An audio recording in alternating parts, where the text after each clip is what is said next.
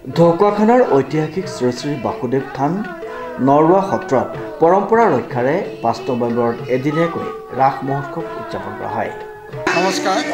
শ্ৰী শ্ৰী বাসুদেৱ থান নৰোৱা সত্ৰত পৰম্পৰাগতভাৱে ৰাস উৎসৱভাগী অনুষ্ঠিত হৈ আহিছে। এইবাৰ আমি জনাত ৭০তম ৰাস উৎসৱভাগী অনুষ্ঠিত হৈছে। আপোনালোকক দেখাইছে কাৰণ কি বাসুদেৱ থানৰ এটা পৰম্পৰা আছে, সেইটো হৈছে আমাৰ পৌৰাণিক যিটো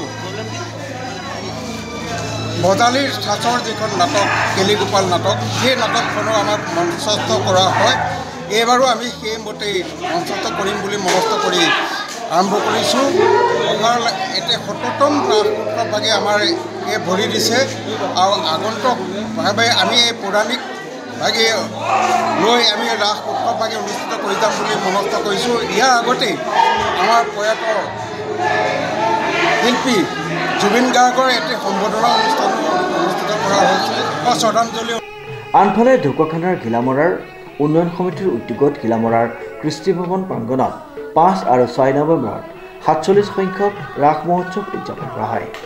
৫ নৱেম্বৰত শ্ৰী শ্ৰী বাসুদেৱ থান নৰোৱা সত্ৰৰ লগতে ঘিলামৰাৰ কৃষ্টি ভৱন প্ৰাংগণত ৰাস চাবলৈ ঢকুৱাখানাৰ ঘিলামৰা, মাছখোৱা, গোগামুখ আদি অঞ্চলৰ লগতে বিভিন্ন প্ৰান্তৰ শতাধিক দৰ্শকে ভিৰ কৰা পৰিলক্ষিত হয়।